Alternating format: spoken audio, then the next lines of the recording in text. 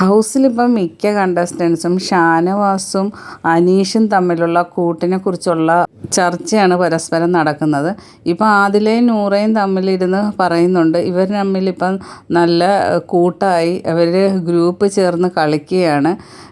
കാരണം ഇന്നലെ ഷാനവാസിൻ്റെ ഒരു പ്രശ്നം വന്നപ്പോൾ അനീഷ് ഷാനവാസിന് കട്ട സപ്പോർട്ടായിരുന്നു. കാര്യം എന്താണെന്ന് അറിഞ്ഞില്ലെങ്കിൽ പോലും അനീഷ് ഷാനവാസിൻ്റെ കൂടെ തന്നെ നിന്ന് പറയുകയായിരുന്നു. കൂടുതലും അനീഷായിരുന്നു അതിനെതിരെ ശബ്ദം ഉയർത്തിയത്. പക്ഷേ അനീഷ് ഒരു കാര്യം പറയുന്നുണ്ട്, ഈ ഷാനവാസ് പറഞ്ഞ ഈ ഒരു കാര്യം സത്യമല്ലെങ്കിൽ ഞാൻ പിന്നീട് എൻ്റെ ഒരു ബെസ്റ്റ് ഫ്രണ്ടായിട്ട് ഞാൻ അംഗീകരിക്കുകയില്ലെന്ന് പറയുന്നുണ്ട്. അതുവരെ ഏത് ഷാനവാസിൻ്റെ കാര്യത്തിനും ഞാൻ ഇടപെടുമെന്നാണ് അനീഷ് പറഞ്ഞിരിക്കുന്നത്.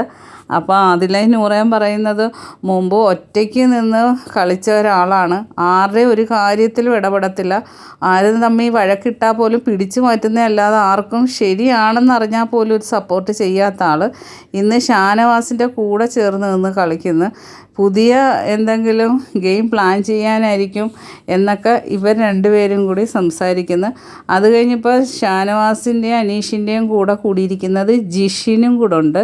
അങ്ങനെ ഇവർ 3 പേരുമാണ് ഇപ്പം ഒരു ഗ്രൂപ്പായിട്ട് തുടരുന്നത്. ബാക്കി അപ്ഡേറ്റുമായിട്ട് വീണ്ടും കാണാം.